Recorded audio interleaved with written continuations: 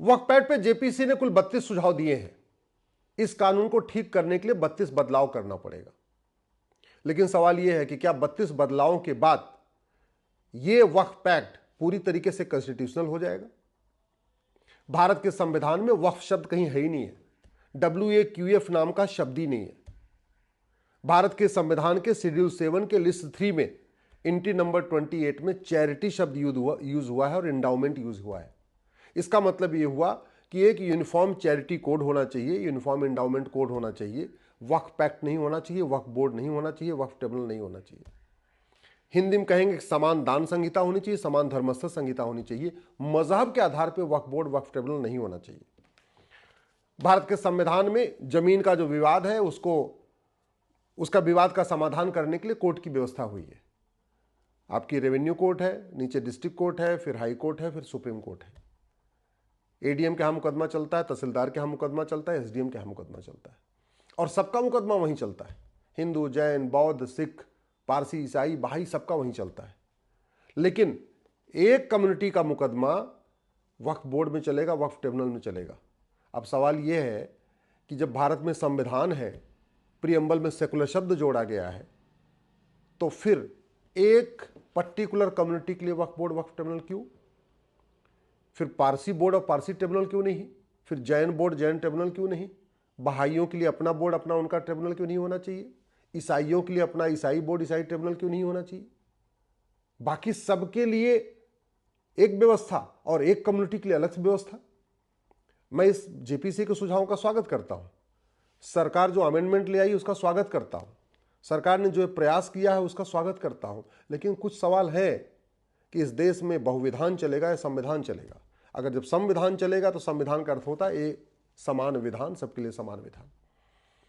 अब अभी भी अगर ये सारे अल्पसंख्यकों के लिए एक होता तो भी समझ में आती बात कि भाई ठीक है, माइनॉरिटी को डिफाइन कर दिया जाता और माइनॉरिटीज की अलग से व्यवस्था कर दी जाती। लेकिन मुस्लिम्स तो माइनॉरिटी में है, लेकिन एक्चुअली नहीं होना चाहिए, तो फिर उनके लिए अलग से प्रावधान क्यों? दूसरा, आर्टिकल 14, 15, 16 का क्या होगा जो कहता है किसी से भेदभाव करना नहीं करना, कुछ नहीं करना। दूसरा, वक्फ पैक्ट, वक्फ बोर्ड, वक्फ ट्रिब्यूनल सब एक कम्युनिटी के लिए है, और जो वक्फ बोर्ड के मेंबर होंगे, जो वक्फ ट्रिब्यूनल के मेंबर होंगे, उनका वेतन भत्ता, गाड़ी बंगला, पेंशन, वो सब कुछ कहां से आएगा? तो आर्टिकल 27 का वायलेशन हो गया है। तो क्योंकि वो तो जो जीएसटी देते हैं, इनकम टैक्स देते हैं, टोल टैक्स देते हैं, रोड टैक्स देते हैं, तो सब बड़ी सीधी सी बात है।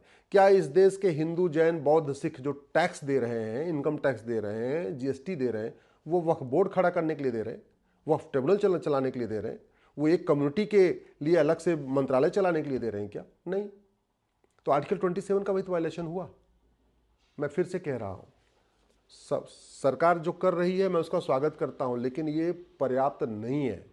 मजहब के आधार पर विभाजन हो चुका है। मजहब के आधार पर अगर कुछ भी रहेगा तो आगे समस्या आएगी।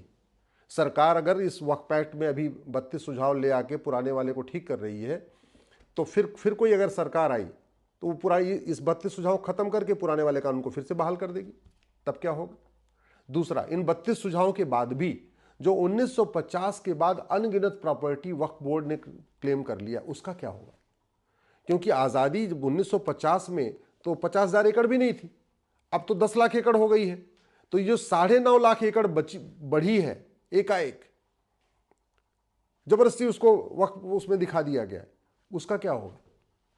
नए वाले वक्फ होंगे वो तो रजिस्टर होंगे, लेकिन जो पुराने वाले वक्फ जबरदस्ती के रजिस्टर में चढ़ा दिए गए हैं, बिना रजिस्ट्रेशन के ही, बिना विल के ही, बिना बाकायदा नोटराइज किए हुए, उनका क्या होगा? एक बात और, हिंदू, जैन, बौद्ध, सिख सबसे ज़्यादा दान करते हैं भारत में। वो मठ मंदिर बनाएंगे, वो गौशाला बनाएंगे, वो धर्मशाला बनाएंगे। आपस में अगर विवाद होगा फिर तो कोर्ट में चलेगा। लेकिन सवाल ये है, अगर कोई मुस्लिम आके उस पर अपना क्लेम कर देगा तो वक्फ प्रॉपर्टी है, फिर उसका मुकदमा कहाँ जाएगा?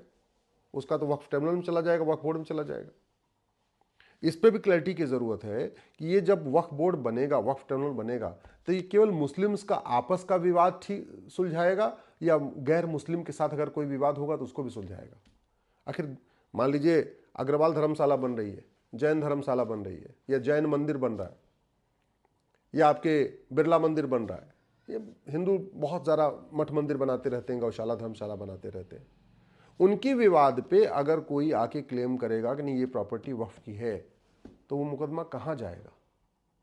मेरा ये मानना है कि ये जब काम हो रहा है तो इसको पूरी तरीके से कॉन्स्टिट्यूशनल कर दिया जाए। वक्फ बोर्ड, वक्फ ट्रिब्यूनल का नामो निशान मिटा देना चाहिए। वक्फ बोर्ड, वक्फ ट्रिब्यूनल की व्यवस्था चलेगी तो भले ये 32 सुझाव लागू हो जाएंगे, इसके बाद भी समस्या कुछ न कुछ बनी रहेगी, एक पैरेलल में अलग से व्यवस्था बनी रहेगी। और वैसे भी ये पूरी तरीके से जमीन का मुद्दा है, लैंड का मामला है। लैंड फंडामेंटल राइट नहीं है, लैंड रिलीजियस मामला नहीं है, लैंड शुद्ध रूप से सिविल राइट है। और लैंड का मुकदमा चलता है चकबंदी अधिकारी के यहाँ, लैंड का मुकदमा चलता है एसओसी के यहाँ, डीडीसी के यहाँ, लैंड का मुकदमा चलता है एसडीएम के यहाँ, डीएम के यहाँ, लैंड का मुकदमा चलता है चकबंदी कमिश्नर के यहाँ। ऐसा नहीं होना चाहिए कि बाकी भारत में इतने लोग रहते हैं, सबका मुकदमा तो चकबंदी अधिकारी के यहाँ चलेगा, चकबंदी कमिश्नर के यहाँ चलेगा, कलेक्टर के यहाँ चलेगा, कमिश्नर के यहाँ चलेगा, तहसीलदार के यहाँ चलेगा। लेकिन वहीं अगर किसी ने आके बोल दिया नहीं ये प्रॉपर्टी वक्फ की है, तो फिर मुकदमा ट्रांसफ़र हो जाएगा। इसलिए अब जब इतने वर्षों के बाद इस पर काम हो रहा है तो अच्छा ये है एक यूनिफॉर्म चैरिटी कोड बनाया जाए, यूनिफॉर्म इंडाउमेंट कोड बनाया जाए, यूनिफॉर्म प्रॉपर्टी कोड बनाया जाए। कहने का मतलब एक देश एक विधान लागू किया जाए। अलग से रिलीजन के आधार पे इन चीज़ों को ख़त्म करना चाहिए, चाहे वक्फ बोर्ड हो, चाहे वक्फ ट्रिब्यूनल हो, चाहे मजहब के आधार पे जो कुछ नियम कानून चल रहा है, मजहब के आधार पे जो भी योजनाएं चल रही हैं, मजहब के आधार पे जितने भी बोर्ड हैं, मजहब के आधार पे जो भी ट्रिब्यूनल है, ये नहीं चलना चाहिए। ये विभाजन की एक फाउंडेशन तैयार कर रहा है। एक आदमी को अलग से प्रिविलेज दे के, अलग से उसको विशेष दर्जा दे के, वो हम कहते नहीं उसको वीआईपी बना दे रहे हैं। क्या मुस्लिम्स इस देश की वीआईपी हैं क्या कि उनको अलग से प्रोटोकॉल चलेगा, अलग से उनके लिए कोर्ट चलेगी, अलग से उनकी व्यवस्था चलेगी, उनके लिए अलग से उनका सर्वेयर अलग होगा? बाकी सबका मुकदमा एसडीएम के यहाँ चलेगा, एडीएम के यहाँ चलेगा, डीएम के कलेक्टर के यहाँ चलेगा, और मुस्लिम का मुकदमा वक्फ ट्रिब्यूनल में चलेगा, उनका सर्वेयर भी अलग होगा। ये व्यवस्था से मैं इसका विरोधी हूँ। मैं व्यक्तिगत रूप से मानता हूँ कि ये वक्फ एक्ट पूरी तरीके से ख़त्म होना चाहिए, और नहीं ख़त्म होना चाहिए तो फिर ईसाई बोर्ड, ईसाई ट्रिब्यूनल भी होना चाहिए, जैन बोर्ड, जैन ट्रिब्यूनल भी होना चाहिए। फिर तो जितने पंथ हैं सारे पंथों के लिए अपना अपना बोर्ड होना चाहिए, अपना ट्रिब्यूनल होना चाहिए। फिर समस्या और भी बढ़ जाएगी, और इसलिए बढ़ जाएगी कि जहाँ दो पंथों का मुकदमा होगा वो फिर मुकदमा कहाँ जाएगा? आज की डेट में आखिर ये समस्या बनी हुई है ना कि अमेंडमेंट के बाद अभी भी ये दिक्कत बनी हुई है कि अगर बिरला मंदिर जहाँ चल रहा है, उस बिरला मंदिर में अगर कोई आके कहेगा ये वक्फ प्रॉपर्टी है, तो मुकदमा कहाँ जाएगा? ये प्रॉपर्टी इस समस्या बनी हुई है। और सबसे बड़ी बात की, जो स्वतंत्रता के समय वक्फ बोर्ड के पास 50,000 एकड़ से कम ज़मीन थी, वो 10 लाख एकड़ ज़मीन हो गई। पार्कों पे कब्जा कर लिया है, ऊसर ज़मीन पे कब्जा कर लिया, बंजर ज़मीन पे कब्जा कर लिया, खेल के मैदान पे कब्जा कर लिया, दूसरों की ज़मीन पे कब्जा कर लिया, सड़क किनारे कब्जा कर लिया, जितने जहाँ जगह जगह दरगाह बना के उसको वक्फ प्रॉपर्टी डिक्लेयर कर दिया, मज़ार बना के वक्फ प्रॉपर्टी डिक्लेयर कर दिया, पक्का कब्रिस्तान बना के वक्फ प्रॉपर्टी डिक्लेयर कर दिया। उन ज़मीनों का विवाद कहाँ जाएगा?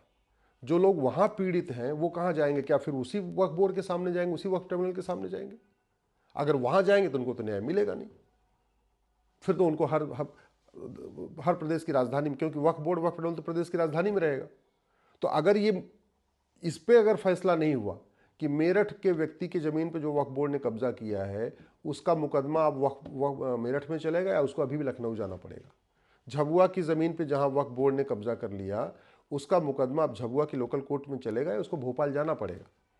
अमरावती और अकोला की ज़मीन पे जहाँ वक्फ बोर्ड ने कब्जा किया है उसका मुकदमा अब अमरावती अकोला में चलेगा, कोल्हापुर में चलेगा, या उसको अभी भी मुंबई जाना पड़ेगा? अगर अभी भी मुंबई जाना पड़ेगा तो फिर संविधान कहाँ होगा? फिर तो एक देश एक विधान नहीं हुआ, फिर तो सबको समान अधिकार नहीं हुआ, फिर तो सबको समान अवसर नहीं मिला, फिर तो सबको कहते हैं जो फंडामेंटल राइट है फिर तो उसका वायलेशन बना रहेगा। फिर equality before law, equal protection of law का मतलब क्या रह गया? सब एक समान है, सबके एक समान अधिकार है, सबको समान जो है अवसर मिलेगा, वो कहाँ गया? इसलिए मेरा ये मानना है ज़्यादा अच्छा होगा इस कानून को ख़त्म कर दिया जाए। ये कांग्रेस का महापाप है। 1954 में नेहरू ने बनाया, उसके बाद इंदिरा गांधी ने मजबूत किया, उसके बाद इसको राजीव गांधी ने मजबूत किया, फिर नरसिम्हा राव ने मजबूत किया, फिर मनमोहन सिंह ने मजबूत किया। अगर ये कानून रहेगा, चाहे भले ही अमेंडमेंट के बाद, तब भी यहाँ पे लैंड जिहाद चलता रहेगा। ये कानून लैंड जिहाद के लिए बनाया गया था। भले ही 32 सुझाव आ जाएंगे, लेकिन जो पहले जो लैंड जहाँ पे ज़मीनों पे कब्जा हो चुका है उनको वापस ले पाना मुश्किल हो जाएगा। वो ज़मीनें वापस तभी होंगी जब ये कानून पूरी तरीके से ख़त्म करके, जैसे सिविल प्रोसीजर कोड सबके लिए लागू है वैसे ही एक समान दान संहिता बने, समान धर्मस्थल संहिता बने, सबका मुकदमा बाकायदा डिस्ट्रिक्ट कोर्ट में हो, तहसीलदार के यहाँ हो, एसडीएम के यहाँ हो, एडीएम के यहाँ हो, जहाँ पे भी हो सबके लिए वो एक ही कोर्ट होना चाहिए, अलग अलग नहीं होना चाहिए। तब जाके लैंड जिहाद रुकेगा।